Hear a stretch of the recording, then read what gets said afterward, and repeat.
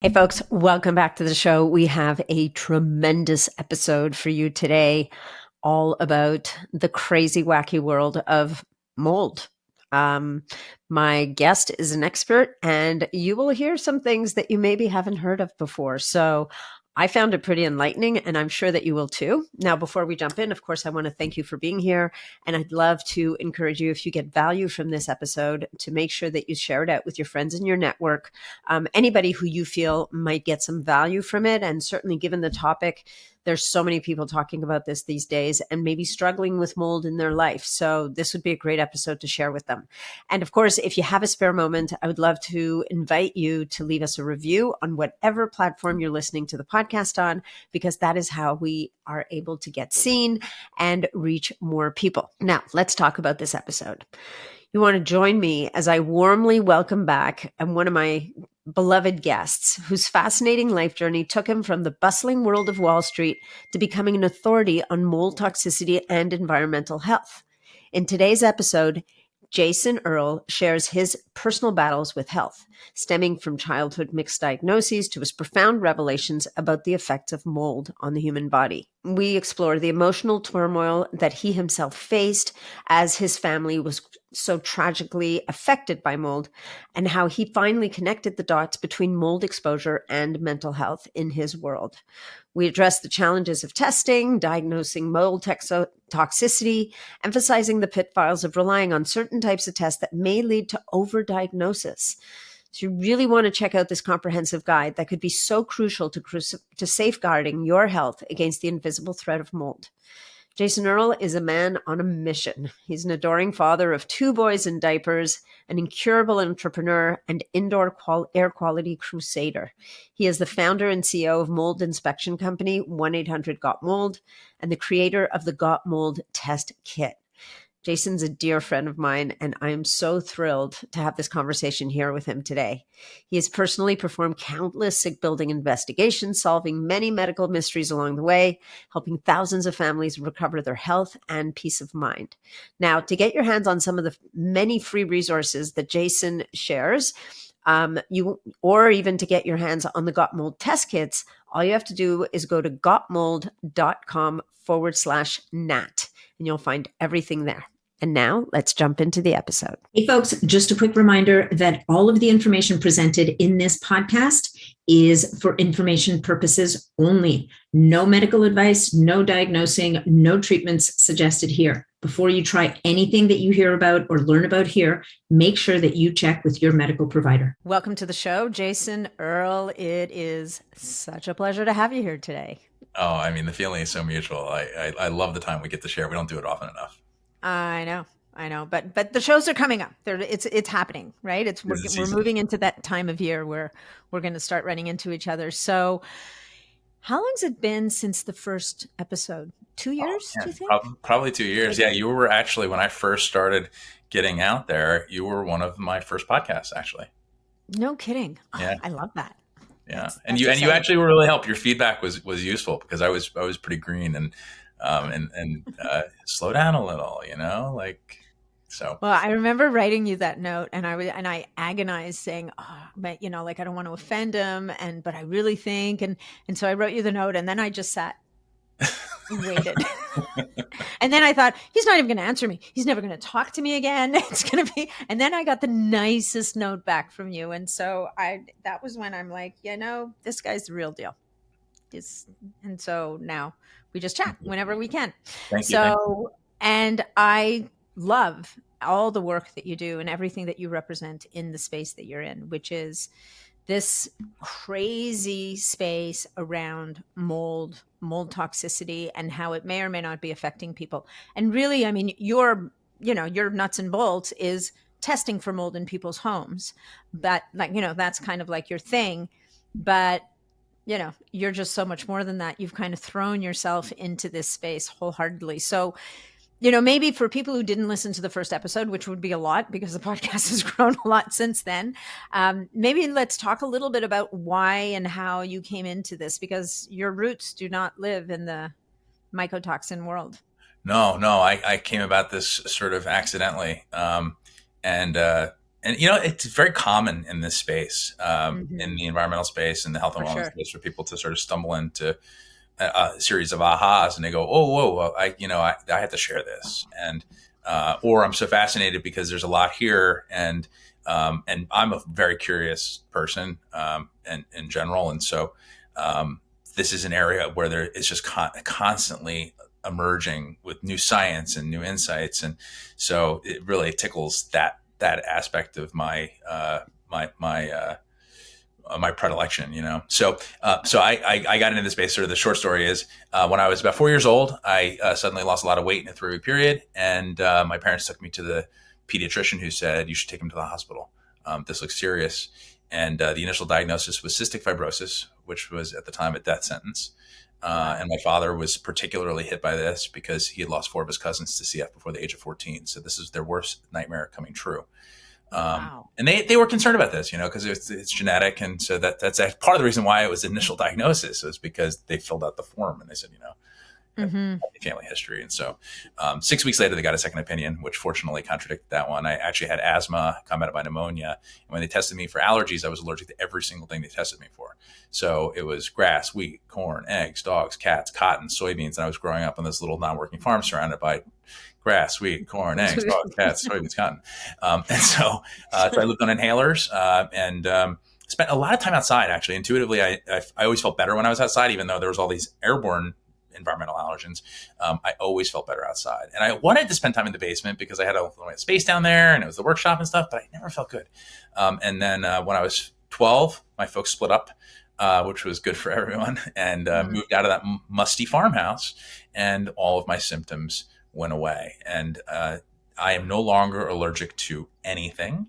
Mm. And I have not used an inhaler since I lived at 1784 Old Trenton Road.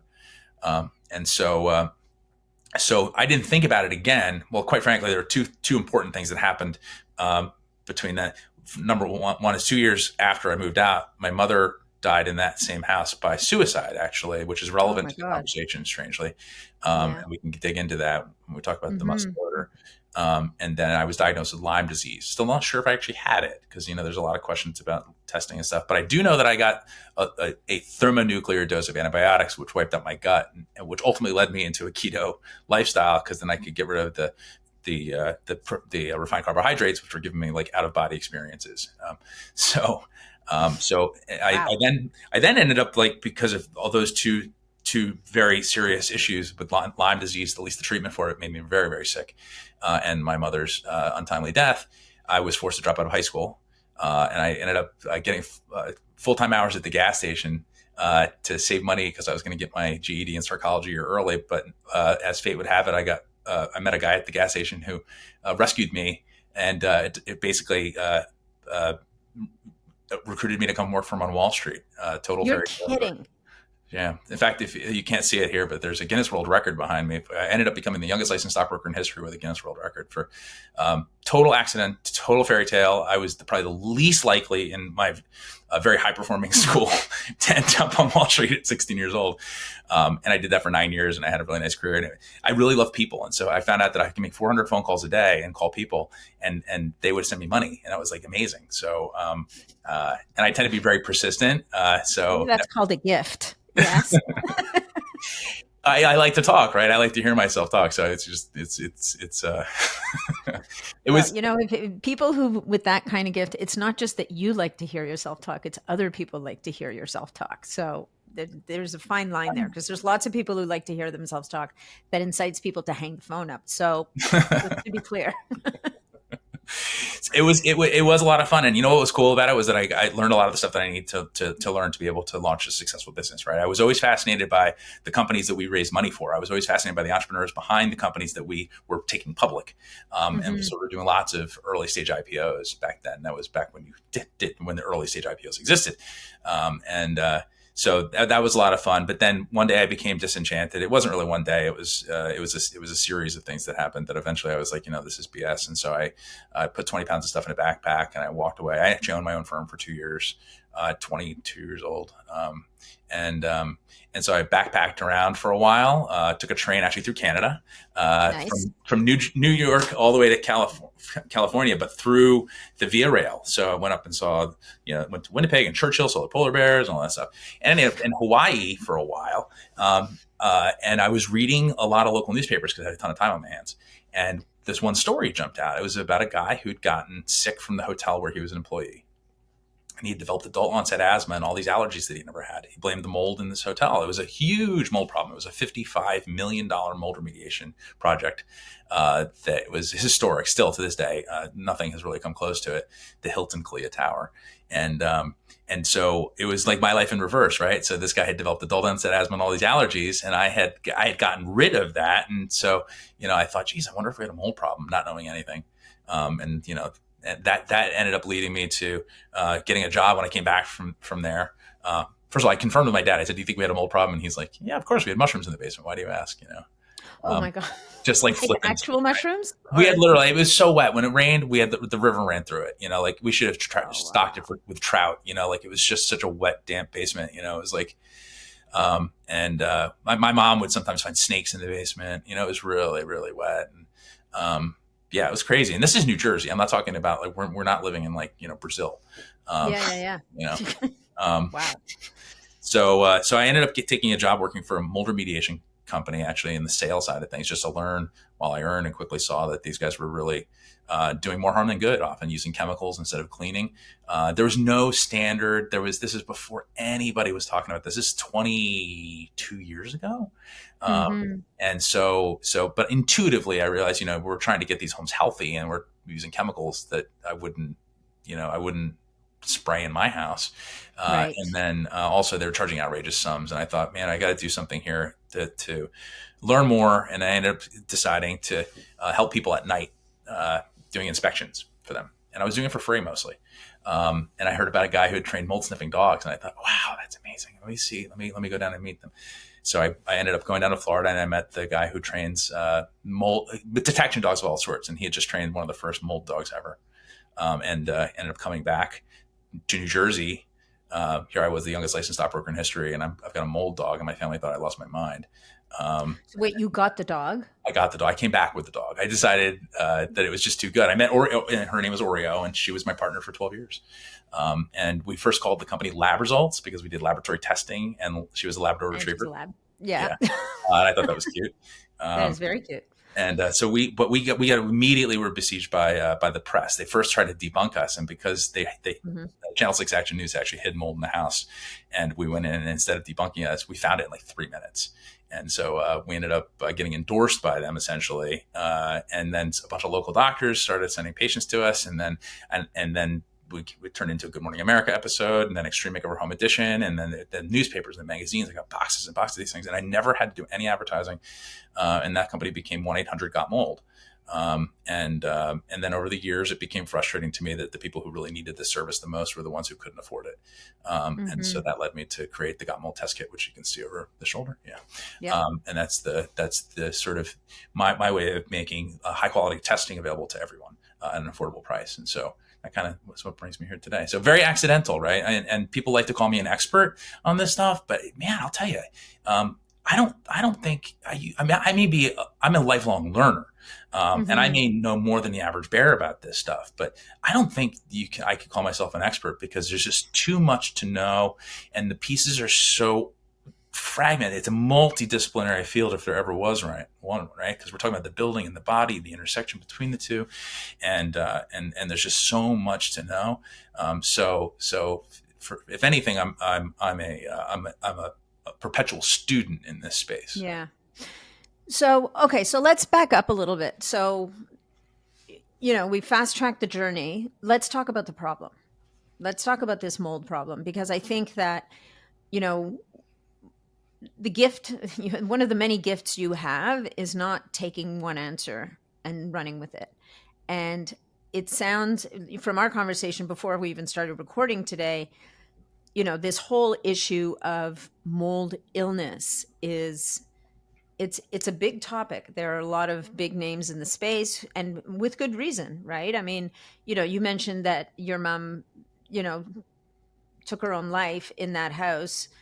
For people in the space of mold, there's plenty of evidence that it affects people neurologically in very, very significant ways. And so, for whatever else your mom might have had going on, it wouldn't be a stretch to think that maybe her environment may have contributed to this final outcome, not to Okay. mention how sick you were as a child.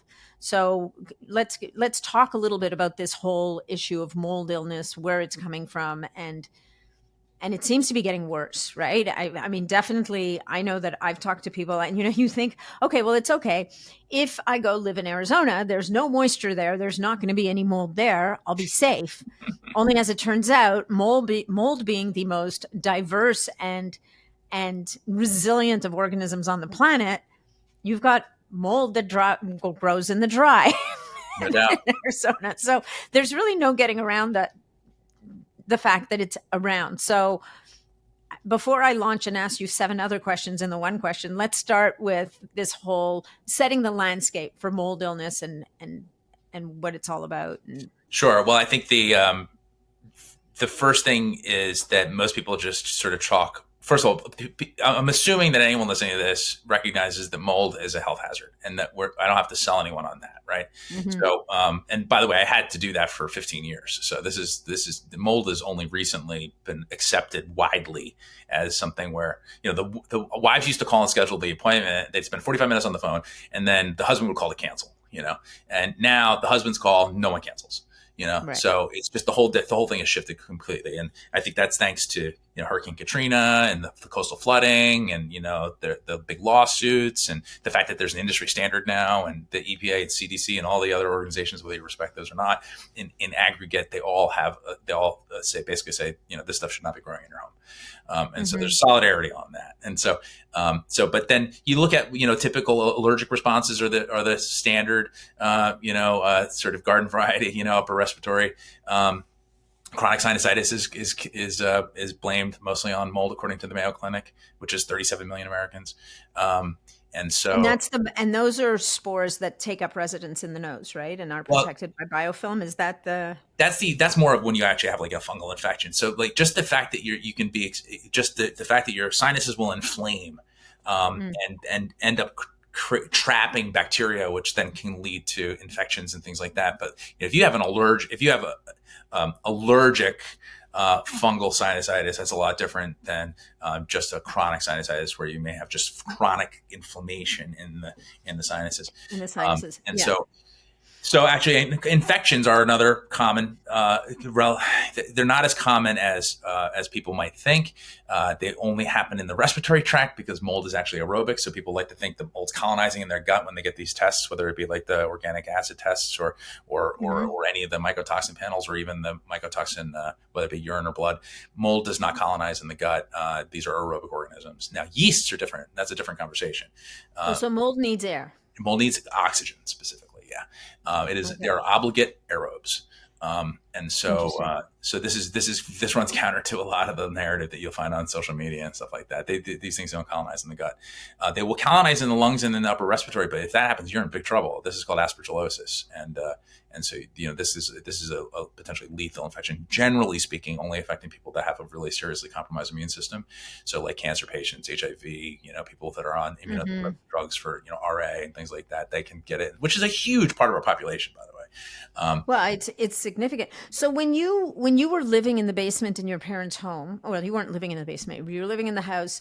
So I have a couple of questions about that. Number one, I mean, clearly, well, not clearly, there's a good indication that your mom was also probably affected by the mold in some way, shape, or form. Maybe not the same way as you. But was your dad affected? Do you think everybody in the house was affected? And it seems to me like not everybody was affected in the same way. That's classic. So, everybody's affected differently. If you have 5 people living in a moldy house, you'll have 5 different symptom profiles.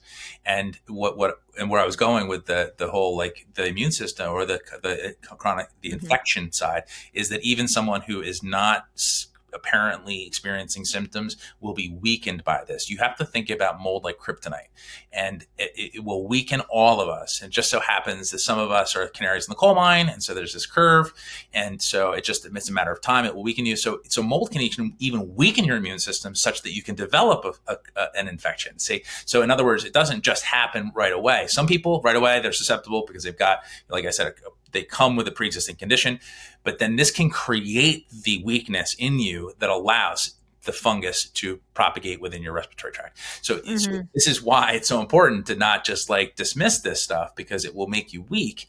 And then it also will exacerbate other autoimmune things. So what it tends to do is bring out latent issues. So if you've already you're already kind of leaning towards, because you've got maybe, a high allostatic load or a toxin load for those of us who are, not familiar with that term. If you're leaning in that direction because you've been, living in modern construction with VOCs all your life, like everyone else, and eating the wrong stuff when you were a kid and maybe still today, and, all that stuff builds up over time. And then you end up with a big mold exposure. Boom. Next thing you know, you got fibromyalgia, chronic fatigue syndrome. You end up in this whole thing where basically it was the straw that breaks the camel's back. But it's not just the straw that breaks the camel's back. We breathe 20,000 times a day and we spend 90% of our time indoors. So you have to look at that as 20,000 doses. And if that air is not pristine, and by the way, there's no neutral with air, it's either healthy or it's unhealthy. And almost every home in the continental United States is unhealthy because of modern building practices, because we slather our buildings with petrochemicals and paints and finishes, and then we close them up tighter and tighter and tighter over the years to save energy. And so this is why, in my not so humble opinion, that we have skyrocketing rates of asthma, allergies, autoimmune disease, cancers, autism, all that stuff. We're like the proverbial boiling frog. It starts off slowly at first, and then we go, wait, how did we get here, right? And this is all from the way that modern construction and energy policies and all that stuff have really set us up for what we're experiencing now. So these talks are really important because there are things you can do. And it's extremely important that you do it because mold is just one. It's the thing that is most apparent. It's the thing that shows up, kind of. It's the thing that smells bad, looks bad, ruins your stuff, makes you acutely ill, and then suddenly you take action, and then it creates awareness in you that you'll never lose. And so, for that reason, I think mold is very powerful in terms of it's campaigning for us to make some change here. There may be a benevolence to this in a strange way if you think about it, but the important point, though, circling back to my mom, this is something that I think for everyone who's dealing with emotional dysregulation, anxiety and depression are epidemic. And so we also know that sick buildings are epidemic. And so is there a correlation between the two? Well, 2008, Brown University did a big study, 6,000 participants. They asked people if they had a known mold or moisture problem, and then they asked them, how you feeling, basically, like a quality of life survey. And they found a very strong correlation between mold and dampness endorsing depression, very strong. And so they were not able to sort of pin the tail on the donkey and say, yeah, it was because of the mold, because that it was causal. But they did say, maybe they were disempowered, maybe because they may be knowing you have a problem and you haven't fixed it yet. Well, that's a pretty lousy place to be, because maybe you don't have enough money, or you're not in charge of your domain, or you're renting or whatever. So subsequent to that, Dr. Joan Bennett at Rutgers University, who happens to be a good friend of mine, and she'll be in the summit, by the way, which we can talk about later. She's done some fascinating work around the microbial volatile organic compounds, the musty smell. So she had been exposed to, she had a house down in New Orleans that got flooded during Katrina. And she, good scientist, went down there. She's a fungal geneticist and mold researcher. So she threw a backpack of sampling equipment down and an N95 respirator, went down to New Orleans, and she was going to sample her house. And so she took these amazing pictures. She called it a fungal utopia when she walked in. But she had a respirator on, which, as we all know from N95, is basically a HEPA filter from COVID, but it doesn't remove odors. It doesn't remove gases. Oh, okay. So it's protecting her from the spores, which are the carrier particles that mycotoxins actually travel on. Mycotoxins, contrary to popular opinion, do not travel alone. they require a carrier particle, whether it be dust or spore fragment. They are sticky substances when they're wet, and they're kind of crystalline when they're dry. But they're just not just spraying out. They're not gaseous. They're not volatile. They're not lighter than air. And so she walked in and she started having the odor peaking, coming through, and she became ill and she had to leave several times. And she ended up cutting her visit short because of this illness that she was experiencing that was caused by this very dank, musty odor. And so she, again, being a great basic scientist, said, "What the heck is in that stuff?" And went back to the literature and found very little on health and microbial VOCs. Very little research. So she began unpacking this and saying, "Well, what are the most common components?" And musty smell is a potpourri of volatile organic compounds. For those of us who are not familiar with that term, the most common VOC that we're all familiar with is alcohol. And most of us love to drink alcohol because it changes it creates cognitive shift. Well, VOCs, other VOCs are things like benzene, toluene, the components of gasoline. We know we don't want to drink that or inhale that. And so most of the VOCs that we're exposed to in our environment are more noxious and more glue. Like, isn't there yeah, absolutely the evaporative right? component of glue, right? The thing that makes it dry is the VOC. And that's why cheap furniture is made quickly so that it dries, right? So the thing that dries is the VOC. It's volatile, meaning that it's stable or liquid at one temperature, and then at room temperature, it becomes a gas. Yeah. Well, where did that gas go? It went into your air. And many of these are carcinogens. Formaldehyde is probably the most popular. Everyone knows about formaldehyde, or at least knows that it exists. But it's also, comes from actually naturally occurring sources too. Like wood emits formaldehyde, normal wood. And so these VOCs are very potent. They affect our immune system in many different ways, and they primarily affect our cognition. And we all know that in the literature, it's very clear that these are toxic at certain levels. And so anyway, she went back to the lab and started parsing this out and found mushroom alcohol, 1-octantriol, and was able to order this online, which is kind of interesting. And then began testing fruit flies with exposing them to this mushroom alcohol, and found that they stopped reproducing. They stopped producing dopamine. They essentially became depressed. They started flying down instead of to the light, which is their natural instinctive nature. They also developed what she characterized as Parkinsonian-like symptoms. So she determined this is neurotoxic, and subsequent studies have found that it causes mitochondrial damage, other locomotor dysfunction, and things like that. And so this dovetails perfectly with the Brown University study, and it shows that in animal studies, and you can't test this stuff on people, right? There's ethical issues there. So, but the subsequent studies have continued to confirm the neurotoxicity of the microbial volatiles. And so now this is the problem, is that there's no test for this stuff. And there's an air test for it, but it's I would say it's probably not 100% there yet. And there's no human diagnostic test for it. And the thing is that when mold grows, all molds produce this when they're actively growing, and they become gas that comes through the wall. So this is the primary exposure that people have when they have a mold problem. It's not mycotoxins. Out of the 100,000 species of mold, only about 100 of them produce mycotoxins. And even they only produce them intermittently and kind of begrudgingly, because it's metabolically intensive to produce these poisons. So they don't want to produce it. And they only produce it when they're feeling threatened, like when there's competition, or when the environment is shifted and they need to sort of protect their fiefdom. So mycotoxin exposure by air is de minimis. The data on this, and this is going to, a lot of people are going to hear this and go, "What are you talking about? I have a mycotoxin urine panel, and I've got a ochratoxin A and vomitoxin, all this stuff." Well, you're not getting it from your air, in my opinion. And this is not my opinion. This is shared amongst my friends who are all at the research level, all in accord on this. But the musty smell, every single time you've got a mold problem of significance, it's producing these chemicals, and they're able to permeate the walls, and they can affect you below the odor threshold through the trigeminal nerve in the face. Wow. And so this is a rabbit hole. In fact, I'll be at a conference next week that specializes, their researchers are all about the trigeminal irritation. And this seems to be the route that our nervous system is actually detecting these. And in an evolutionarily at a high sensitivity level, be able to detect these compounds, and then it triggers inflammatory responses like cytokines, all through the sensory nerve irritation, which is and the nerve endings are in your eyes, mouth, and jaw, and so a lot of people end up with strange sensations in their face, In their face. taste in their mouth, and headaches and things like that, and that's not mycotoxins.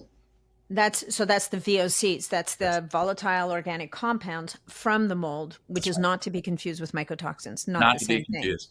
Yeah, Yeah, and it's interesting because trigeminal neuralgia is like life altering. I big knew deal. I knew a woman who actually was in school with me when I went back to school to study to be a nutritionist, and the reason why she came back to school was to see if that she could possibly find some kind of a solution for this condition. Like it is, It's debilitating. it's crippling, it's Yeah. debilitating. Yeah, that's the right word for it. So okay, so when you smell mold, so when I walked into that hotel room that I was telling you about in Hawaii, and I got hit with this wall of smell and tried to convince myself it's fine, it's just musty. That nausea and headache that I lived with for a couple of days was a real thing. It's a real thing. Yeah. Common symptoms are headaches, nausea, dizziness, fatigue, difficulty concentrating. And you continue to go down that path, and you have chronic exposure with this, it will shift you. And many people end up with chemical sensitivities. They become sensitive to fragrances. They become intolerant to other forms of VOCs, which are primarily man-made, which are in abundance in our environment. So they end up being unable to go to the grocery store, to the hardware Mm. store, go to a cocktail party or an Uber these days, which seem to all have air fresheners in them.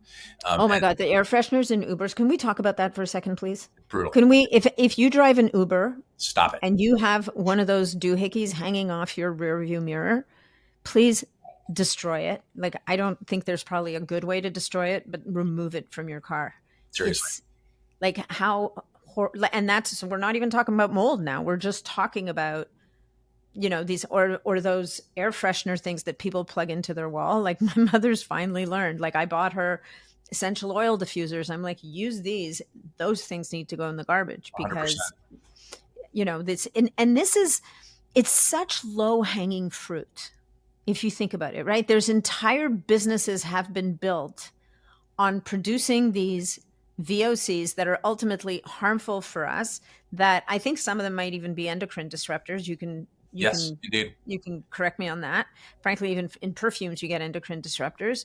I mean, God forbid these people have to go into a department store. Like, I literally cannot walk through the fragrance department. It's like I hold my Oh, breath me and neither. run. Yeah. Like, And I avoid it anyway because there's evidence that these things actually can alter you epigenetically too. So like odor is extremely powerful. It's a direct route to your nervous system, and so these things can flip all the switches in you, and you end up with all sorts of problems. Not to mention the fact that they're carcinogenic, and well, and yeah, and the odor is the result of an actual particulate matter. yeah, the Like, odor it's a molecules thing. actually have a shape. So when you smell Yeah. feces, you're getting You're smelling. Yeah, no, you're inhaling. You know who first taught me that was Kiran Krishnan, way back when I did a podcast with him he used to be with Microbiome Labs, and I was sitting there going, he goes, "Oh yeah, the worst place in the house for your toothbrush is in the the bathroom." bathroom.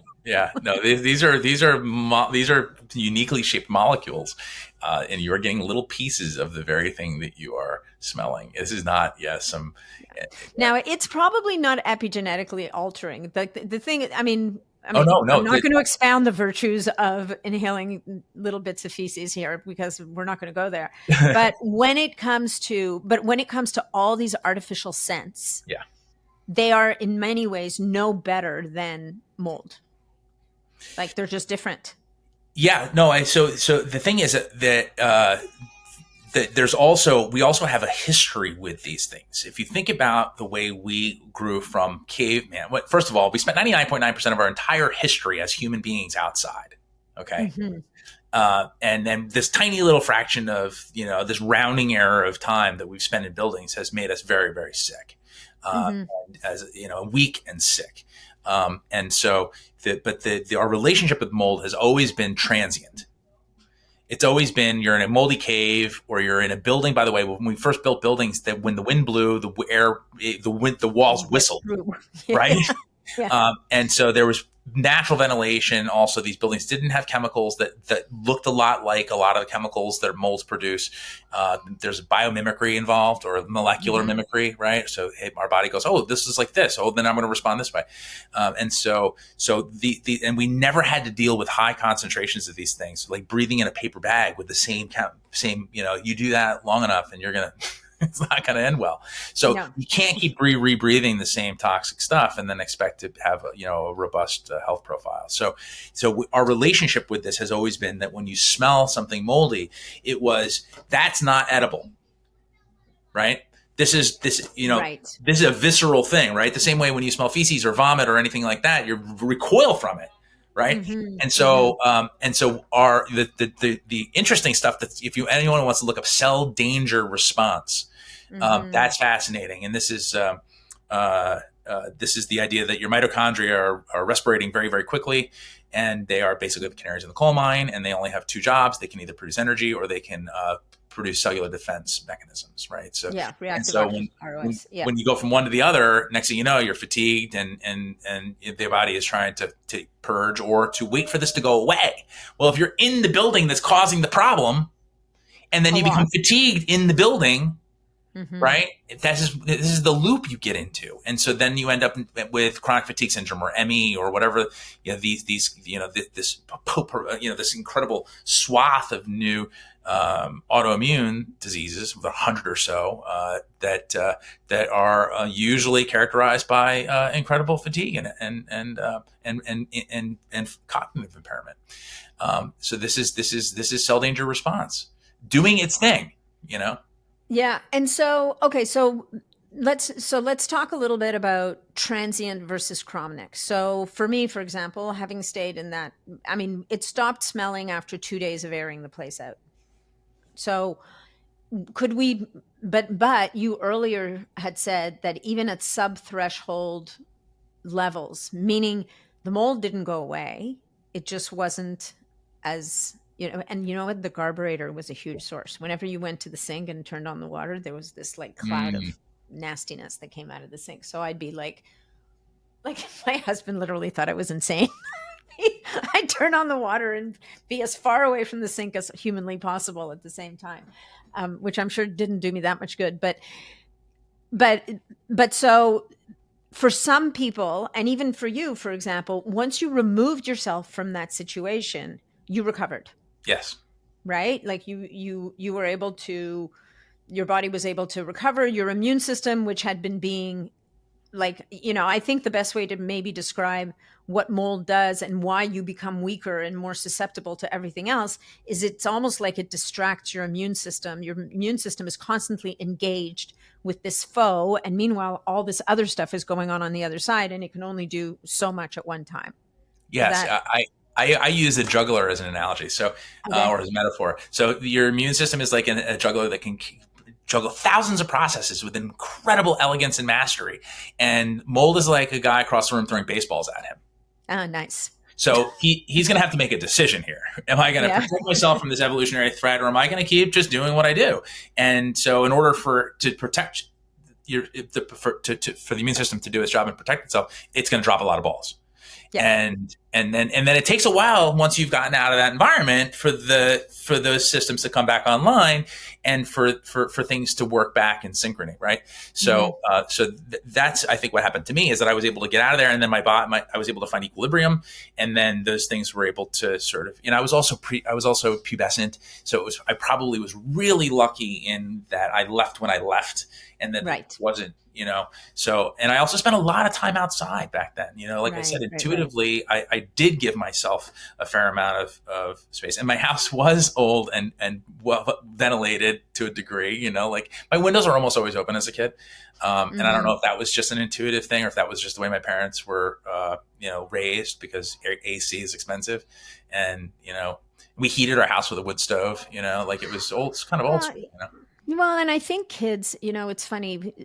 I've always believed, and this can be a tough line to draw, but when a child, for example, says, "I don't want to drink milk," I think that in many cases, not all necessarily, but in many cases, kid knows every time I drink that stuff, I end up bloated and gassy and feeling like junk.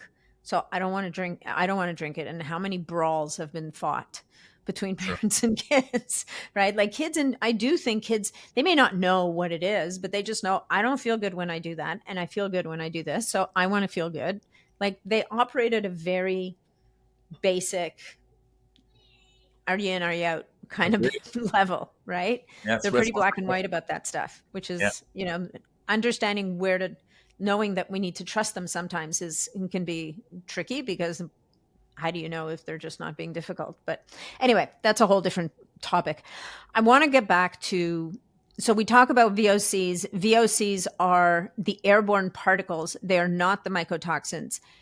When Airborne you go airborne chemicals. airborne chemicals, Yeah. sorry. So the spores are particles, Right. and the VOCs are gases. The That are scent emitted by the mold. scent molecules actually have a shape, and there. So I wouldn't. I don't know that you could call. I guess the scent molecule. I don't know that we could call it a particle. I'm going to a conference on scent, taste, and the trigeminal irritation next week, and I'm going to hanging out with a lot of people that talk about scent, and I'm going to have them clarify that for me, because it's a Well, really I think that for scent, it has to hit receptors, right? It has to bind to a receptor to elicit a response somehow. yeah. It may be itty bitty, but it's got to do it somehow. And I would think it's it's it's a it's a thing. It's a Right? molecule. It's a It's a very molecule. specific molecule. Yeah. So when we were talking before the podcast, you were talking about mycotoxins and all the different testing that people do around mycotoxins. So one of the things that you said is that mycotoxins are obligate anaerobes. I mean aerobes, which means they must have oxygen to survive. Molds are obligate aerobes. Yeah. Molds are obligate aerobes. What about our mycotoxins? So the way mold, Mycotoxins are a they're byproduct. Sorry, they're a I'm getting mixed up. metabolite of it. Yeah. Yeah, yeah. So But you were talking about how mycotoxins won't, like, they don't get picked up. They shouldn't be able to be picked up in urine or in blood. Is that what you said, or am I not well, so remembering what that happens properly? is, so mycotoxins. If you look at the petri dish that Dr. Alexander Fleming looked at when he discovered penicillin. Okay. You can learn so much about this just by looking at that dish. Okay. And so when I give talks, I always put up a picture of this dish. And so for any of us who have not seen that or don't remember from 8th grade science class, so what you had there was a petri dish growing streptococcus, the bacteria that causes strep throat. And he had gone out to lunch. He was a very sloppy scientist, notoriously sloppy scientist, and he left the cover off the dish. And he also had the window open, right? And so not that you would need to have the window open, because the penicillium spores are a normal common background. In fact, if you take a breath right now, you're breathing in penicillium, and you're also breathing in aspergillus without any ill effect in most cases, unless you have a severe allergy or a compromised immune system. And so this a penicillium spore landed on the dish and colonized, and then because it landed on the dish full of bacteria, it began oozing out the mycotoxin, which we know of as penicillin. And it did that to protect its fiefdom. It wanted to eat the agar, the sweet juice in the dish, and so it created a little moat around it. And Dr. Alexander Fleming, Scottish scientist, called it mold juice. I can almost hear him saying that. That was his version. That was his first scientific description of mycotoxins. And so anyway, that was later extracted, and so with a couple of other much less sloppy scientists, commercialized into penicillin. But when you look at that dish, you can see how mycotoxins actually behave, or how the organism behaves. It doesn't spray them out. It doesn't care about the air. It's not trying to kill anyone or anything. It just wants to protect its food. So it oozes out around the perimeter of the colony so that it can just give it some elbow room, let me eat my stuff here, leave me alone. And it's a Mhm. competitive tool for them, right? And so if mycotoxins became airborne, just spewing out like through walls and everything else the way people think it, which is not true, that whole dish would be clear. The whole thing would Right. be clear. It Instead, would it just kill had the a little moisture. border around it. And so now, how does that become airborne? You disturb it, and so then the spores and the hyphal fragments, which are little roots and the sort of the feelers of the mold colony, become airborne. And yes, if there are very high spore counts in a building, and the mold has produced mycotoxins, and again, only about 100 of the species that are known and described to science actually produce them in any significance. Then and you breathe them, yes, you'll have some exposure to some mycotoxins. But this does not square up. The amount that's found in air samples does not square up with the amount that people are excreting in urine samples. So there's a real problem there, Right. and a real problem. So if you're taking a test and it's coming out in your urine, it's not likely to be coming from your house. What you and I mean, I'm going to say it now. I Yep, mean, I'm going to say because you told me, just so you know, guys, I'm not that smart. I didn't know this. Most likely, it's coming from something that you're eating or drinking, that you're ingesting. That's the right. only way for it to get inside you. That's right. It's not coming from the. How do you test for mold in? And we'll talk about the food ones in a minute. But what is the test for for mold toxicity from your home?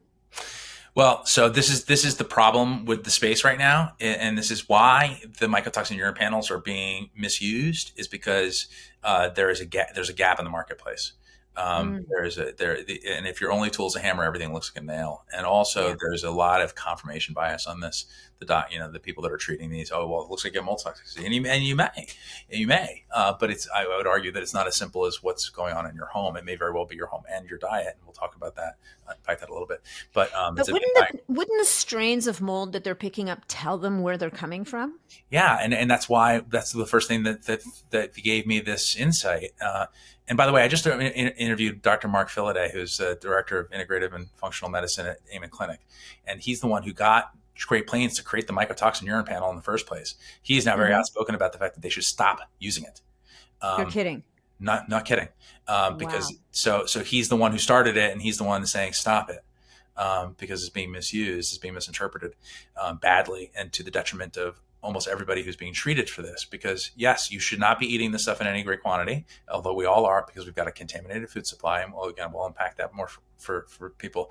But the problem is that in terms of buildings, you've got my test, which tests for spores, but that helps you know whether or not you've got an airborne mold problem. If you got mold in a wall, usually that'll manifest as a musty smell. And again, we talked about how the trigeminal nerve will pick this up and then send an inflammatory cascade into your system, and then that looks a lot like toxicity, and probably is more inflammation.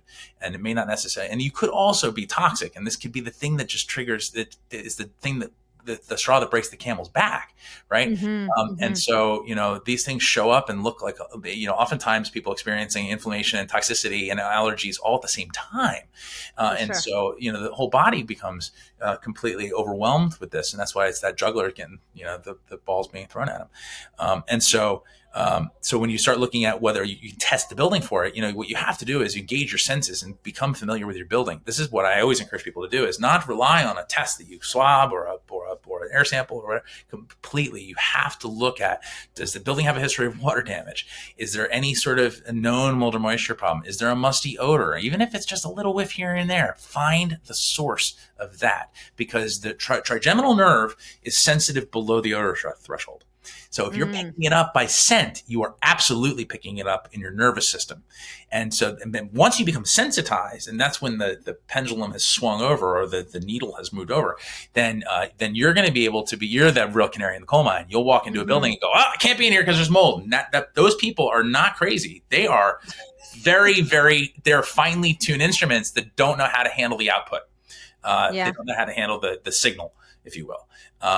So this is a big deal, and there are treatments for this, by the way. The Primal Trust and DNRS and these neural retraining tools Hmm. do wonders for bringing that back down to earth. But in the meantime, what do you do to test your home? Well, you have to start looking at the building as an extension of your immune system, like an exoskin or Mm. an exoskeleton. And you have to Yeah. become familiar with the building the way you want to become familiar with your body. And if you listen to the aches and pains of your body when you have inflammation, you treat that. When the building has aches and pains, it shows up as the musty smell. It shows up as moisture problems. Really, is when the building gets sick. And so, I can go down that rabbit hole with you, which is fascinating. The building as a body, the building as a body metaphor. This is not something that the metaphor plays all the way through, by the way. Yeah, yeah, yeah. Well, it's interesting. I moved into a new house last summer, and I had in this house in the basement. There's a room that's not insulated that they were using as a cantina, and they were making their own wine. Hmm. And there were shelves, wooden shelves, in the cantina that were visibly rotting, and I couldn't go near that room. Like I couldn't go near it because it smelled so moldy. And it just so happens that I'd been sent an air filter, one of those air filter units. And whenever you open the door to the room that led to the cantina, that air filter would go bonkers. It Hmm. would turn red. It would amp up. It's like it literally. It was the first time I've actually seen evidence that these air filters actually do anything. And we ended up we tore out the wood. We had all the wood torn out. And then I'm going to ask you if what we did was good or bad. The contractor said what you need to do is there's this special paint that you can paint over the concrete to seal the walls, because I'm like, there's no way that just taking the wood out's enough. Like concrete can grow mold too, or mold can grow on concrete too. But the air filter has been really happy ever since. So there's a bunch of stuff there. First of all, the air filters that have sensors in them are really kind of remarkable. It depends on whether it's testing for whether it's sensing particles or gases or sometimes both. Like the Jasper unit, I Jasper. have one of those. Yeah. Yeah, so that Mike, are you? Do you know Mike? He's I haven't met him I'm recording with him in 2 months. one. He's a good buddy, and he'll be at Hack Your Health also. But he's a wonderful guy. And he's got a great machine, and that actually, our kitchen exhaust vent. Here I am, an indoor air quality guy, and my kitchen exhaust vent does not go outside, and so it's a real problem for me because, yeah, seriously, it's bad news. I feel like a hypocrite, and You're not a hypocrite. You know it's a problem. You'll fix it. well, You'll yeah, get to I it. am. No, but it's a challenge for me because it's a big deal, and so anyway, that thing saves my butt because it senses when I'm cooking bacon or whatever. I mean, it picks it up. If I'm grilling outside and I open my door, a little waft comes in and it kicks on. So it depends on whether it's sensing the particles or the VOCs. But they are remarkable and can be very, very, very useful. The thing about paints is that paint itself is actually a food source. So if you put paint on a wet surface, it may have an antimicrobial in it when you first apply it, but those usually dissipate unless it's something like a zinc, which actually doesn't dissipate, right? Yeah, I don't. It was a special paint, and nobody was allowed near there for about.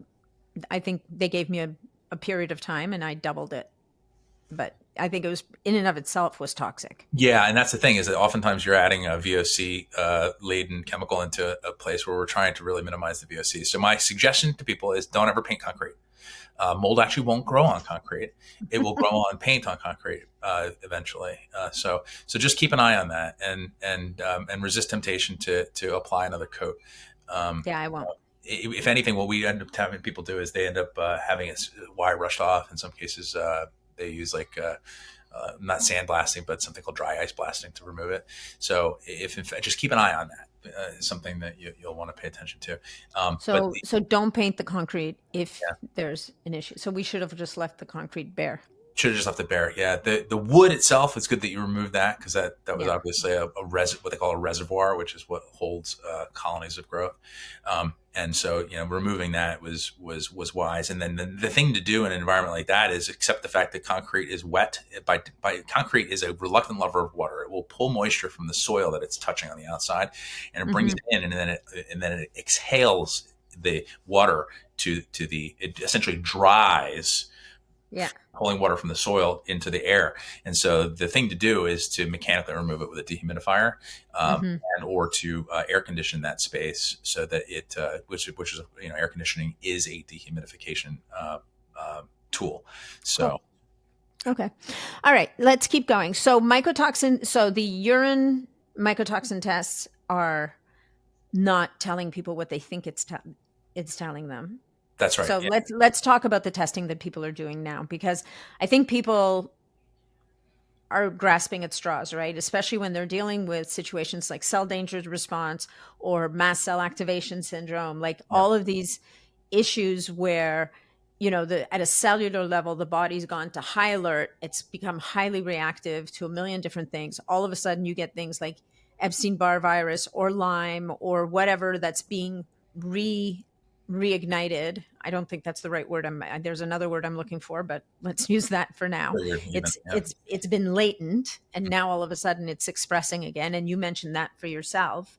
So where should people be looking? What should they be doing? And what's the right testing that you know of right now that would give them a better idea? And what is that mycotoxin in the urine or the blood really signifying?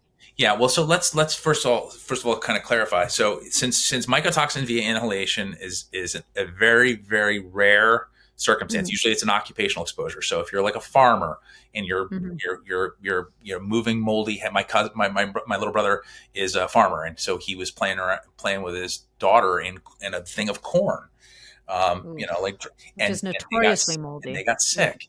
And I said, buddy, like you know better. I'm not going to tell you, what you don't want to hear here, but don't do that again. And so that's an occupational hazard. And so, there's something called farmer's lung. There's something called brewer's lung. So people who actually make beer, of course, there's lots of exposure issues with that. So, but in a modern building, you're not going to be getting, unless you've got really high spore counts and you've got a black wall. A Mm-hmm. black wall, then you're probably not going to have any the kind of exposures that people are attributing to these panels, these urine panels, or even the blood panels that are basically just antibody panels. By the way, they're not even actually finding the toxins in your bloodstream. It's an antibody to it, so you've been exposed to it. Okay, big deal. Right. It doesn't necessarily mean that you're harboring it.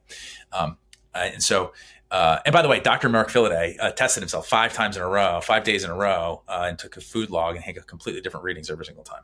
So it's transient stuff. This is not something. This is very, very misunderstood, and the data is being very badly interpreted. So now here's the thing.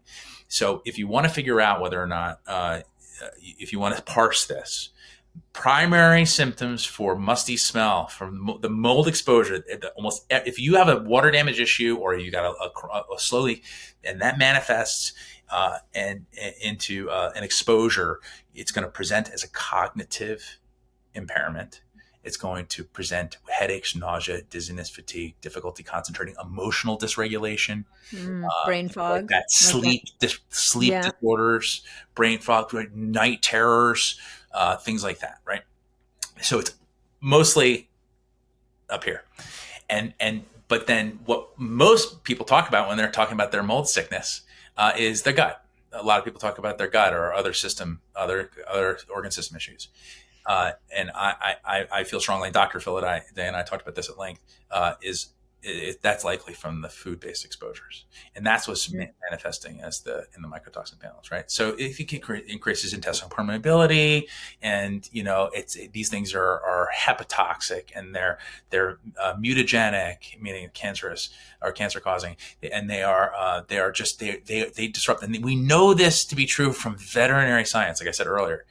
Right. In the the data on how mycotoxins impact mammals is very well understood through veterinary science, and it's all food based exposures. Not all, but it's clear. You're eating moldy grains, right? And that's one of the reasons why eating conventional meats and dairy is so horrible. For if you don't have enough reason to not eat that stuff, Mm-hmm. Listen closely, okay? Those animals are being fed moldy grains, not just grains that they shouldn't be eating, and also glyphosate and all that other stuff, but the Yeah. moldy stuff. And that stuff is lipophilic, which means it gets stuck in the fat cells, and it's also hydrophobic, which means that it doesn't excrete well, okay? So Yeah. it's lodged in your cells, you can't excrete it, and it's heat resistant on top of it, so you can't cook this stuff out, okay? Oh, you're So kidding. So what are the worst foods? So grains, nuts, obviously. seeds, Corn well, corn is all super. grains. Corn is a All grains. non-food. Yeah. Corn is, yeah, but any grains, Nuts and especially seeds. not well. Unfortunately, and they can be washed, but of course, who washes their nuts and seeds? And you have to be Well, I careful not to used to wash. soak mine. Like I would soak them and then dehydrate them to within an inch of their lives. But like, And that will get rid of a lot of it. Berries that are over 10 days old, the numbers go like this. And by the yeah. way, we're ordering them from Peru. Guess what? They didn't show up yesterday. They weren't harvested yesterday.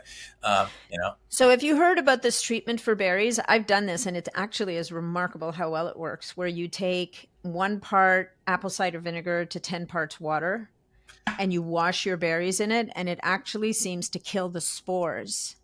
yes, that makes Um, sense.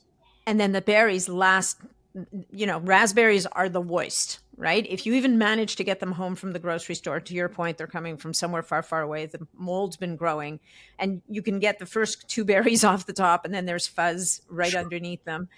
Um, but it actually, if when you wash them in that solution, it actually works. I've had them dry out instead of go moldy in my fridge instead. Yeah, no, It's I've, kind I've of a seen that. I neat haven't little done it hack. yet. I wash my berries pretty quickly when they get home, but I'm going to try the vinegar solution. You can wash so quinoa, oats, things like this. If you wash quinoa, which you should do anyway because of the grit Yeah. that's often in it, the data shows that you can get 50% or more of the mycotoxins off if they have. But that's 50%. That's not Yeah. all of Well, it. you got listen. The bad news here is that you're not going to avoid this stuff. Not in our modern food Mm. system, unless you're eating completely ready for this local, seasonal, fresh vegetables. Okay. And by the way, you're not going to get mold on the vegetables, on the greens especially. It's just not. It's not. You It's eat not a local, thing. seasonal, fresh, and then you're going to eat. Try to eat domestic grains if you can. So like Lundberg rice and things like that. Even then, wash very carefully. And then, by the way, this is a no sugar, no grains. This is the keto. This is the keto credo, right? No sugar, no grains, local, seasonal, grass fed and pastured meats, right? Hmm. And if you do that, and by the way, this is a good idea anyway for a lot of reasons. I don't need to tell you, but that is the recipe for getting your diet clean of mycotoxins. Also, Hmm. so you're getting rid of the pesticides, you're getting rid of the hormones, you're getting rid of all the unnecessary stuff, and then you're also happen to, as a side effect, you also happen to be reducing exposure to these very, very potent chemicals. That's really interesting because that could account for a lot of people who have these transformative health benefits from going keto. They're Hmm. attributing everything to going keto, and you've got to wonder how much of it also is from just cutting out these sources of mold from their Especially diet. the grains and stuff. So, like the group of food scientists took a look. The UN used to say that the UN used to say that 25% of foodstuffs were contaminated with the mycotoxins. And a group of food scientists looked at this and said, "Where'd you get the data?" And they said, "Well, we don't really Said have who? a good source." So they said, "Okay, we're gonna call BS on this, and we're gonna do a study." So they did, and they found that the numbers were much lower, actually, around more like 10 or 12% at the port the export, the place where it Of was origin. leaving. Yeah, the Yeah. port of origin. Thank you. Um, but they found that they were much higher at the port of destination, and between 60 and 80% Yeah, of. I believe that. And then we have also found that most of these samples contained, on average, 10 mycotoxins. Mm. Not just that 60 to 80% of them were contaminated. They contain nearly a dozen different ones, and these things amplify each other too. So the body is not designed to be dealing with this onslaught, With the and so mycotoxin wars. Yeah. yeah, so you have to. And by the way, Europe, when they cross border with food, they test for lots of different stuff. In the EU, and this number two reason for food to be rejected is mycotoxins. Number one is bacteria. Now, and so when they reject it at the port, guess what they do? They send it to us. They do. We will accept food that So had it will been continue to grow all the things it's growing because, by the way, it doesn't stop, just keeps going. put it 30 days on an unconditioned vessel, after all of that, right? So you take something that's already kind of cooked and then, or not, Yeah. that's already compromised, and then put it on a shipping container for 30 days, and then go get it processed, and then it's going to go sit in another bin somewhere. And so this is a public service announcement. Stop eating that crap. This is the processed grains are poison for so many metabolically, but also literally. Yeah. Yeah. Um, Yeah. and then of course, if it's not organic, it's just forget about it. I mean, it's just Yeah, like and it's it's GMO and just, it's been sprayed and the whole yeah, nine yards. And so, but there is like, I mean, you can go, I know in Canada and I'm sure in the States, I mean, look, for those people who insist that grains can be part of their diet, and I don't want to have that debate right now. I mean, I think there are people who probably can eat some grains and be fine with it. There are, you go to farm, you can find locally grown, at least where I live, and in many places, like, and a lot of these guys, it's interesting, they're growing kind of heritage strains yeah, of grain, right? So like red fife we have here, which is a very, very hearty, nutty kind of wheat that's quite different. And so it hasn't been sitting on container ships, and it's small production, and it's stupid expensive. So the good news is it'll probably, hopefully, stop you from over consuming in the first place, because that's the problem. That's another big problem with it. But there are ways around this. So what about things like, um, and so I want to leave people not with like this sense of despair. I'd like to leave them with some tools here. So let's say you're looking at an apple and it's gotten like a piece of fruit, because sugar feeds mold, sure. right? So, and even a carrot can grow mold. Is it enough to cut the moldy bit off, or are there like, it's like mushrooms have these have have and what about mushrooms? Like, are mushrooms, should we be eating mushrooms in the first place, because they mold? Yeah, well, so You but know? this whole mold no mold diet, don't eat mushrooms is nonsense. Okay. Get fresh mushrooms, treat them respectfully, store them in a paper bag in the fridge. If you see mold on them, don't eat them. Cut off Yeah. the stuff that's not good. Also, use a little mushroom brush and get the excess debris off of them. But Right. mushrooms in general are a good source of very healthy, Yeah, no, they can be for sure. very very But very good so stuff. what about fruits and fruits? I mean, you Yeah, said vegetables generally don't grow mold, but anything can grow mold at the end of the day if it's been damp and sitting yeah, around that's why I long say enough. fresh, right? So Yeah. you get fresh produce and eat it while it's fresh. If you see stuff that's compromised, you cut that If it's stuff off. fuzzy. Yeah, if it's fuzzy, it's gone. It's gone. But by the way, also hides in things like mycotoxins. Also hide in things like applesauce and tomato sauce. Why? Because at the farm, the stuff that's not good, they go boom, they throw that away, right? Well, sometimes it's not gone all the way, but it's just kind of the uglies, and so that stuff ends up Mm, becoming. So if you want to make applesauce, if you want applesauce, it's usually probably make it better. yourself. Yeah, and listen. I've got little kids. I don't have time to make applesauce. We try to buy the highest quality possible applesauce that we can, and also my kids eat grains. I try to eat very few because it doesn't agree well with me, and I blow up like a tick, so I prefer not to do that. And I mean, like weight wise, I don't metabolize carbs, in a very unfortunate way, and I avoid that stuff, but I buy local, or at least I buy domestic. Quinoa, for example, which you can buy from South America, or you can buy from, the continental United Hmm. States. And so rice and things like that, I try to, keep it to a minimum, but I also, they're kids and they eat that Yeah. stuff. So you just have to be judicious. And to your point, there's a lot of heritage products, that you can go. So, but fresh is the key. And if you see mold on cheese, for example, a hard cheese, you can cut You can that cut it off. out. Soft Yeah. cheese, you throw it away. Um, It's heap ho. yeah. What about fermented foods? What Okay, are your so thoughts on that? Because yeah. yeah. Well, so this is bad news for a lot of people. Kombucha is a bad idea, because there's all sorts of nasty.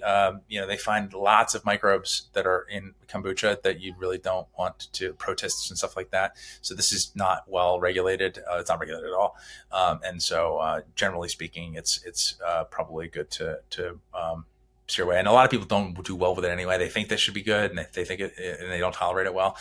There's just a Well, lot going on. histamine's another issue, right? Like they're Yeah. very high histamine, so that's another reason. But Yeah. because So, but in general, fermented fermented foods are foods, actually really good for you. I yeah, mean, I was going to say, like from a traditional perspective, from a human history point of view, it's historically how humans have processed foods to make them healthier. yes, and so fermented foods are powerful if you can tolerate, the underlying. For example, a lot of people can't do kimchi because of cabbage, but if you can tolerate the underlying element, whether it be dairy or cabbage or whatever, a lot of times the fermentation actually fixes the thing that causes the intolerance to the dairy, right? So like Yeah. this can actually be a route toward developing tolerances. In fact, Joel Green talks about that, right? So Mm-hmm. if you want to get rid of dairy intolerance, well then you take the bacteria that eats the dairy and you become colonized with that, and so you work towards cooperation instead of opposition. And I wholeheartedly agree with that philosophy when it comes to nature in general and food. We need to stop fighting nature, stop trying to kill it. And Yep. that's another conversation we could have about mold. About we don't need to kill It'll this win stuff. and it'll fight Win. back. That's right. Yeah, all this stuff, bacteria. We're ill equipped to fight with nature. We should learn how to cooperate with it. Yeah. And grossly outnumbered, by the way. Yeah. Um, We don't think as fast, and we have that. But our tools aren't as good. And there's a no, whole bunch of reasons we can. That's we a whole. overcomplicate stuff. They're very simple. That's Survive. right. And they got So, shrinking numbers. so the takeaway from the episode, there's a couple of takeaways from the episode, and I definitely want, like we've had a lot of different conversations here, but so the takeaways from the episode is, yes, your home can be a source of mold that is compromising your ability to be healthy if it's not outright making you sick. And so if you, most likely you can smell it, but it can still be there even if you can't smell it. So what you're looking for is any moisture, humidity, sort visible and or invisible, but like places that stay wet and have been wet. That's And right. that's going to be, and that's where, we haven't talked about it much, but Jason's got this great little at-home kit. You can set it up in a room. It'll sample the air just like the expensive guys do. You take that little cassette out of there, you throw it in an envelope, mail it back to him. They'll analyze it and tell you what they find. But the other takeaway is, if you're testing for mycotoxins in your pee and your serum and they're showing up, then the odds are that where you really need to look is your diet. And it's probably foods that you're eating. And I will say that I did a mycotoxin test last year. And here's something really interesting that popped up was I came up with positive for a mold or something that grows on apple peels specifically. I don't eat apples, but guess what? I'd been doing this gut reset using apple peel powder, and I was using organic apple peel powder, but I had recently opened my cottage. I think I had an open bag that had stayed at the cottage over the winter of this apple peel powder. It didn't smell bad. I started using it again, and most likely it had started growing things. Yes, but it could also be on the apples, honestly, because if But they're I don't eat organic. apples. But no, but the apple peel powder. So what I'm saying is during the harvest, Oh yeah, no, yeah, mold goes for on sure. the apples while they're growing, even while they're actually still on the tree. And Yeah, if they're organic, that means they haven't been hit with any pesticides or fungicides. And so they're more likely. In fact, Dr. Philaday says, watch out for organic peanut butter because they haven't been hit with fungicides. And he says, so, you choose the toxin you want, the aflatoxin from the peanuts, of just the don't eat mold, peanut butter. or the Better. fungicide. Yeah. So you don't know where in that process. It could be literally at the farm. It could be while they're sitting in wait, while during the actual processing themselves, or it could have been that the batch itself in the powder form. By the way, that's pre-digested. So if that was mishandled in any way while it's in powder form, you could have a lot there. But yeah, so you'll see. And by the way, those panels, like for example, ochratoxin A or even vomitoxin, which shows up as DON. This stuff is produced by Fusarium. I have tested thousands of homes. I've never once seen a Fusarium infestation in a home, and so the reason But that people are testing for it. yeah, well, I'm looking for these. I'm looking for all this stuff, but you're seeing Fusarium. Fusarium grows on corn. and it grows Mm. on wheat and things like that. And so, these things are common from grains. And again, they roll up to us because people say, I don't eat the grains, but you're eating, are you eating an organic, are you absolutely eating grass-fed pastured meat every single time? Yeah. Because the chicken that's being fed the moldy corn and the cow that's being fed corn, which they don't eat in nature, Mhm. and the Mhm. pigs that are fed whatever the farmer can't feed the other animals, and so like that stuff, we are at the top of the food chain. Just like mercury Yeah. rolls up, so do the mycotoxins. And so, but if you ask the people that run the labs, the mycotoxin panel labs, they will tell you that it is not food. But the data, I mean, I can show you a stack this high of studies from food scientists that absolutely emphatically tell you that mycotoxins in food are a problem. I mean, I could load you up to the point where you will never finish reading them. Yet you cannot find not one study showing that inhalation is a primary source of exposure to mycotoxins. Not one. Wow. Okay. Well, there you go, guys. If you needed impetus to avoid or at least cut back on grains and, corn chips, God, how many corn chip bags my husband and my son go through. Seriously, I me mean, too. they're organic, non-GMO, the whole nine yards, but, it's still smushed up corn. Yep. Um, and, nobody's running around picking out the little blue fuzzy kernels out of the cobs and they're making commercial corn chips. Like it's just not a thing. Now I will say this though: the binders that people take, Yes. So let's talk about that. if you time that well, you don't take them around the time you take medications and supplements, and these binders. Of course, you have to be careful. These things are not. You just don't just start chugging down binders all the time. It's best to do that somewhat judiciously. But they do help to move things through. Things like first of all, stop the madness. First of all, remediation is about remedy. So I'm talking about remediating your diet. You can remediate your Yeah. building, and you can Yeah. remediate your diet. And so I look at this as air, food, and attitude. If you want to get better, Hmm. air, food, and attitude. Air, you got to eliminate the mold and moisture problems in your building, and then you've got to remove the stuff that's actually got this harboring this growth. You got to get rid of the chemicals.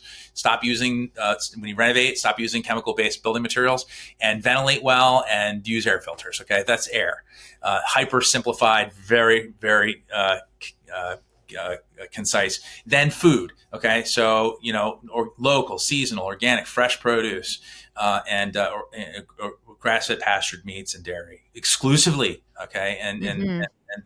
and then attitude. This is a little bit. It may sound dismissive, but you getting people's nervous system straight is often a big deal. So giving yourself the body. First of all, you have to believe you're going to get better to get better.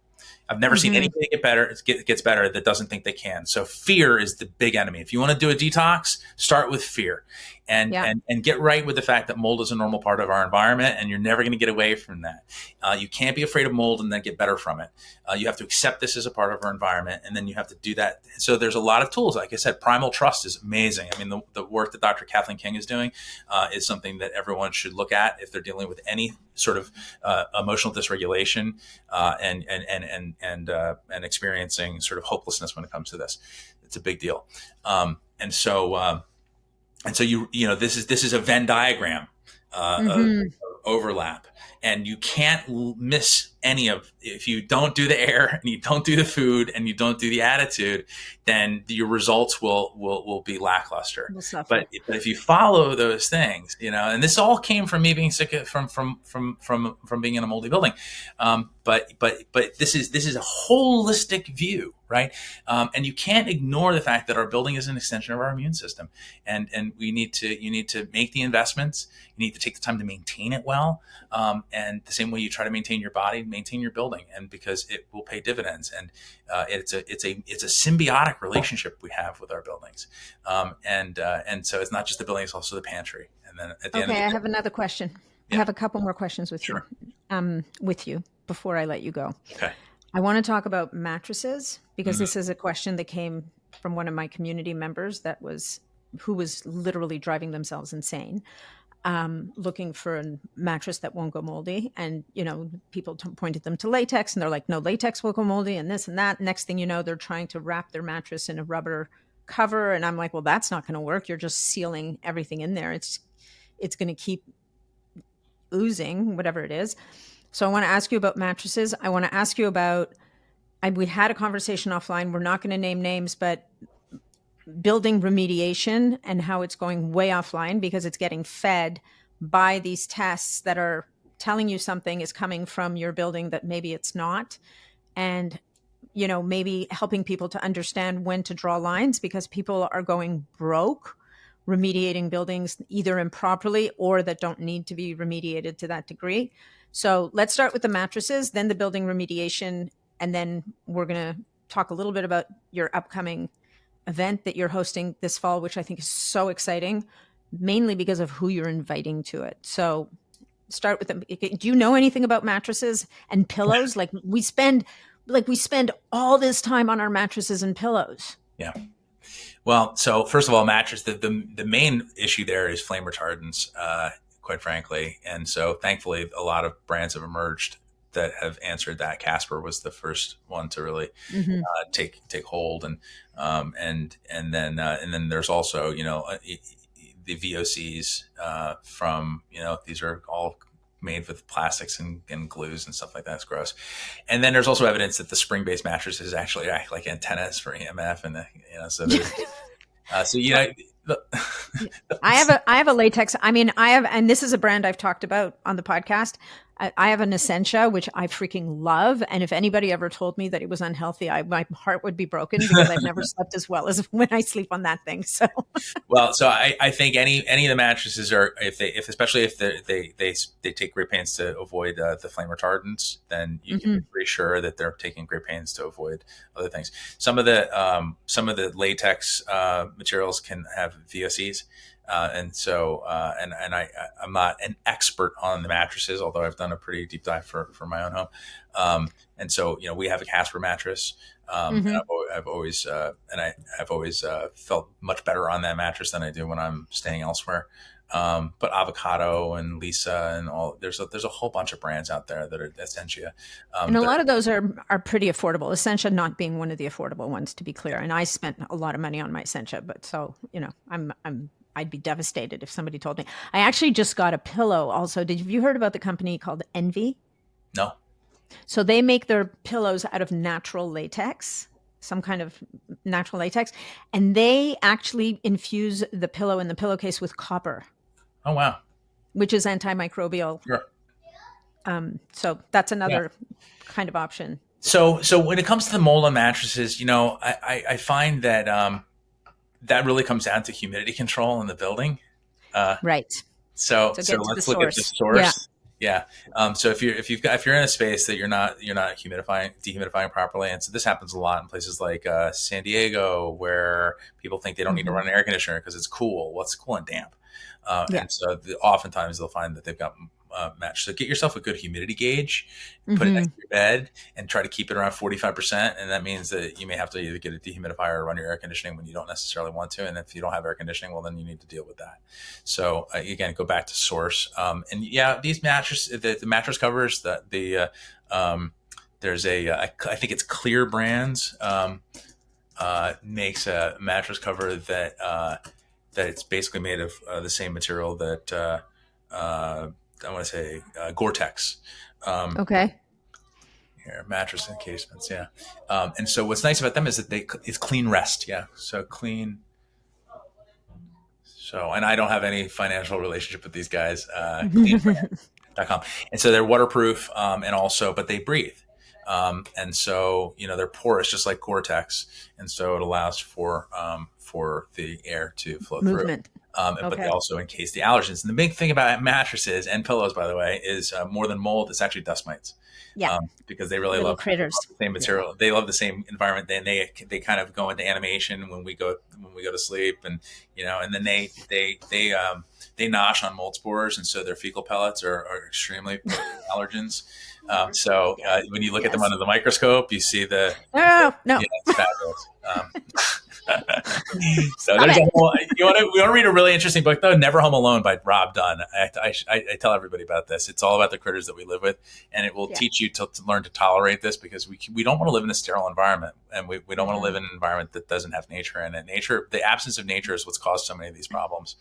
Yes. The root word of human is humus, which means soil. Yeah. And so we've disconnected ourselves wholesale from this, and I think that's really the underlying problem that we're experiencing is humans on a human animals on a planet, but we're separated from this from our Yeah. source. Um, so yeah, Okay. So that's mattresses. mattresses. Yeah. So basically moisture control, and also no wet heads on beds, no wet towels on beds. These are the things. Mm, So it's a big smart. shower. Don't go to bed with a wet head. If you want to keep your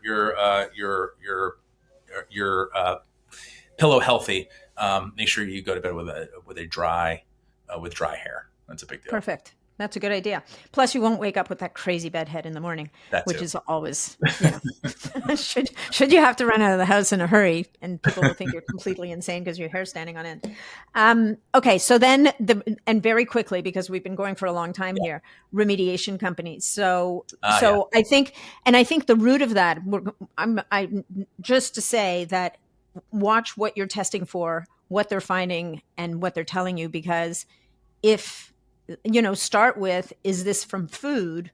Because it's too easy to be convinced that it's from your building and to get led down a garden path and spend, what is it, like 6 figures remediating a Yeah. building, and that actually is not solving your problem. Well, first of all, when you get a quote from someone, a remediation contractor for 6 figures, you may be dealing with the wrong people, and people tend to say, "Well, they're the real guys, and they've got all these Mm-hmm. endorsements and all this stuff." And there's a group out there that does a really really good job of marketing like this, and they're leaving behind a wake of destruction, quite frankly. And so it all begins with a well-intended practitioner, presumably, that gives you a mycotoxin urine panel and either doesn't understand how the data is supposed to be interpreted or whatever the case may be. But anyway, they then recommend you to an inspector, and that inspector wants to charge $6,000 or $8,000. They may say, "Oh, well, we'll start small," but then next thing you know, they're using swabs. Swabs are always positive, and then when they're using ERMI or something called the EPA 36, which is just a different brand of ERMI that's no longer. So if you Google EPA 36, that's the same species that ERMI. And ERMI is a dust test for those of us who. Mm-hmm. And that dust test is developed by the EPA supposedly, but it wasn't. It was developed by a staffer at the EPA, and it was used in EPA studies. And it was developed based on mold found in 32 homes in Ohio 20 years ago. And it's a very outdated research tool that should not be used. And the EPA even says do not use it.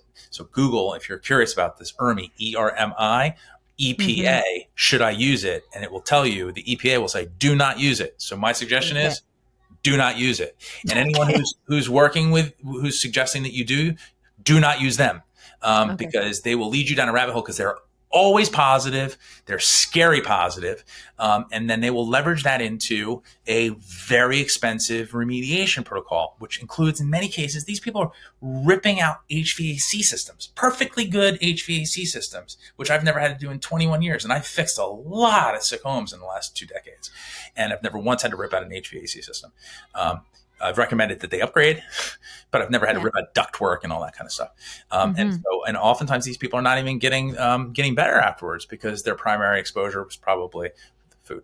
Now, and I'm not saying that moldy buildings are not a problem. I deal with No, them no. all day Yeah. long. I'm saying it's an overlapping issue, and these things can impact each other. But you have to recognize that garbage in, garbage out. If you have a data that if you got a food test, a mycotoxin panel, it's telling you it's high, you make sure that you're fixing your diet. If you've got a musty smell and you've got a cognitive impairment and all those kinds of things, then do the detective work and find the moisture source in the building and stop that. Clean up the mold. Mm-hmm. Get yourself some good air purifiers. Ventilate your building. Monitor your moisture, right? So like get humidity gauges and keep it in the Goldilocks zone of between 40 and 60%. And by the way, I should also mention this is a really good opportunity for me to plug our ebook. And this is and I say that because it's free and it's not a sales. There's nothing Yeah. to sell here. And we're going to put it on your welcome page, which is Okay. gotmold.com/nat. And it's 46 pages of inspection checklists and FAQs, and it's just we get a lot of really good feedback about this. If you follow this book and just go through your house and do an inspection, kind of like giving yourself a physical, right? Like giving yourself a mold check. You're doing Yeah. a mold check for your house. So give your building a physical and go through and look for the signs. Look for signs of moisture. Look for the water bugs. Look for the spiders, which by the way need water too. And they're eating the Interesting. critters that grow from the little ones that are partying on the little bit of moisture that they can detect microscopically, right? And it all flows up. Mm-hmm. pull the carpet away from the corner of your basement, of your finished basement, and see if you've got moldy tack strips. Honestly, kill the carpet in the basement. Nobody Get rid should of the ever have carpet, but carpet. people oftentimes they need to stair step into this. They don't always not Yeah. get rid of carpet in general, but if you've got a finished basement, boy, watch out. And so you need to sometimes get validation on those things. And so at the end of the day, you'll be able to give yourself sort of you get a little bit of a report card. You can also go to haywardscore.com and fill out. They have a beautiful self-assessment tool. It's like 250 questions, takes like 15 minutes, and it'll give you a score on your house with some action to take after that. But anyway, the point is that there's a lot of tools that you can employ on your own to get to the bottom of whether or not you have an actual mold problem in your building. You don't need to worry about traces of mycotoxins in dust, traces of spores in dust. This is natural. Okay. Okay. A mold problem of significance is making you sick will have other clues. It won't just be trace amounts in dust. I love it. Okay, great. And then if you do want to test the air after you've accessed the free ebook and the Hayward test and the whole 9 yards, you can go to 1-800-GOT-MOLD. Is it 1-800-GOT-MOLD? Well, that's the inspection company. Gotmold.com. Gotmold.com, sorry, /nat. And with /nat or not /nat, just go to gotmold.com and you can order yourself, if you're in the US for now, even though we say it's coming to Canada soon, you can order yourself these, they're, what's the kit? Like $250 or something? $199 for one room. $199? $299 for three. Yeah. So you can order yourself a kit. And measure the rooms where you think there might be a problem. But first get those resources so you know where to look and what you're testing. And then, Jason, the last thing I want us to talk about is your summit that you're hosting this fall, which I think is amazing because, to Jason's point before we started recording this podcast, these summits are great. They're great sources of information. They're great ways to find practitioners. Sometimes they're really good ways to get educated. But Jason's going a different tack. He's really moving into a space where who he's looking for, who he's assembled as his guests are researchers, people in the space. They have nothing to sell, or at least for the most part. I'm sure there'll be somebody in there selling something, but at the same time, because people who are selling things have something valid to sell. They're in the space. They're there for a reason. But you're really seeding this summit with researchers in the space who have information people need to hear. And I think that's so important. That's our whole mission here is to, in fact, the subtitle, it's the Gottmold Summit, and you can go to gottmoldsummit.com. It's not fully live yet, but it will be by the time this episode airs. And it's going to be the week after Labor Day. So people will have gotten their rest, and then they can come back and they can start to look at, the things that they're going to need to do to get, have a really healthy last quarter and onward. The idea here is that there's so much misinformation, and all of my friends that are at the research level in academia, or they're writing standards and things like that, they don't talk to the consumer and they don't talk to practitioners. And we always lament that this stuff is that the consumer is getting taken advantage of, and that there's all this confusion. And so not long ago, my friend Carl Grimes, who wrote the water damage standard and the mold remediation standard, he goes, well, why don't we do a summit and bridge the gap there? And I thought, man, that's a lot of work, but it's the only way we're going to be able to sort of eclipse the misinformation is with really good education. So we've got this amazing roster of researchers and some really fabulous doctors like Dr. Mark Philaday at Amen Clinic, who is very outspoken about this. So we're bringing the knowledge that is currently lacking at the practitioner level down, so we'll be able to hopefully give people a path, not just to steer them away from these bad actors or the people that are just simply maybe ignorant. Hopefully, I'm giving them the benefit of the doubt here, but then also to give them a path towards health. You don't have to necessarily have a test to know that you have a mold problem. That's the thing. You don't necessarily have to have a physical, a diagnostic test to see if you've got mold toxicity, and you don't need to name the dragon in order for you to eradicate it.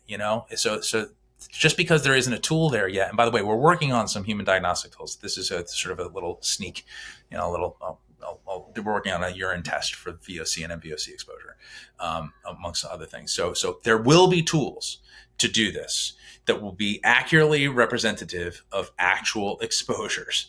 But for Hmm. now, they're severely lacking. So be an informed consumer. That's what that's the most important thing you can do. Don't turn over this whole thing to someone else, to a practitioner or to an inspector or to a remediator. Be an informed consumer, ask good questions.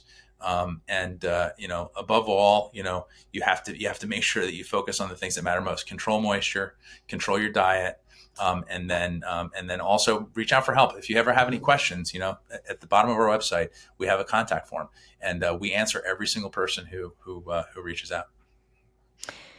Thank you, Jason. This is amazing. You're such an incredible resource. You're so passionate about this stuff. So thank you for the work that you have done and that you continue to do in this space. Let's just one last time tell people where they can find you, get more information. And we'll talk about, I'll be talking about the summit when we get closer to it, when people can actually, it'll be gotmoldsummit.com. But where else? There's gotmold.com/nat, Yep. nat 10 if you want to buy the kits, but there's lots of free resources there as well. That's right. And we also we've got a little following on Instagram. We're at Got Mold, and there's also a Ask Jason Anything there. So I'll answer questions that people post there. So that's nice because other people get the benefit of seeing those questions and the answers. So yeah, gotmold.com/nat. Pick up the ebook, and if you ever have any questions, let us know. We're here to help. Thank you. Such a pleasure to get a mega dose of Jason. It's been a while, and I look forward to seeing you and to seeing that summit when it comes out. Thank you so Thanks for much. everything you do, Nat. Likewise.